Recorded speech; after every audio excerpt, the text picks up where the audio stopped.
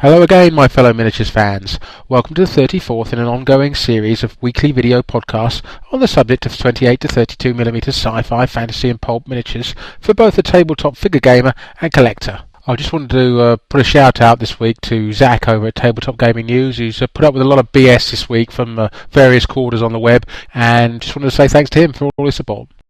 I'm very pleased to say the show continues to be sponsored by Rattlehead Games, fine purveyors of many of the independent sci-fi and fantasy figures featured in the show. We've got a top 9 for you this week, and at 9 we've got Blood Moon Miniatures. They have 3 new large monster figures out. First up is this Chimera. Not the greatest sculpt in the world, but certainly not the worst either. Then there's this huge Jabberwocky, probably the best of the bunch. These are pretty large minis, but I can't give you a price on them yet, but I wouldn't expect them to be too cheap, given the amount of metal in them. And finally there's this Naga, which I think the least said about, the soonest mended. At number 8 we find Confrontation from Rackham.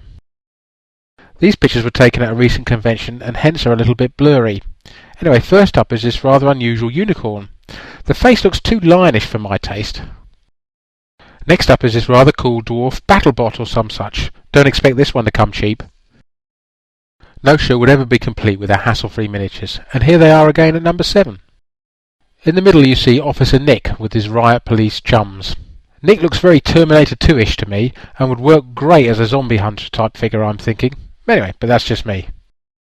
At number 6 this week it's Tales of War. Now, Tales of War are another up-and-coming Spanish company. I think we saw a green of this figure a long time ago, but it's nice to see the completed version of Gortak the Implacable. Yours for a measly €21.95. The really rather wonderful E-Bob miniatures are at number 5. This is the final version of the unmounted Robert the Bruce miniature, which will be released as part of E-Bob's amazing Scottish Rebellion range of 28mm scale figures. This one isn't wowing me as much as the others, but I urge you to check out the rest of their range, as they really are top-notch medieval figures. At number 4 we find Spyglass miniatures. This is a rather shapely Ingmaris the Sorceress, sculpted by Steve Buddle. I understand Steve's been quite ill recently, and this is the first sculpt of his for quite a while. It's great to have you back, Steve. Anyway, she's 33mm to the top of her head. There's no word on availability or price yet. Brought to you in part by thewarstore.com, your online service for miniatures, rules and much more. Into the top 3 now, and at 3 we find Urban Wars Metropolis. These are some of the Ritarius sci-fi figures for Urban Wars Metropolis game. These are really nice sculpts, although I have to say the whole concept of Roman gladiators in space has always struck me as a little bit lame. Pipped at the post this week it's Westwind's Secrets of the Third Reich. Sculptor Andy Cooper has come up with this rather fine German paratrooper in power armour. He's armed with a successor MG24, and Andy is threatening to make one with a flamethrower too. I think this is going to come with separately moulded arms so that you can mix and match weapons, etc., which is a nice idea. Boots are a little Judge Dredd-like, and there's nothing wrong with that.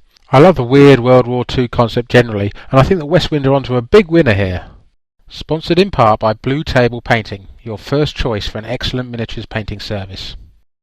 Well, it had to happen one day. Finally, Reaper miniatures have hit the number 1 spot.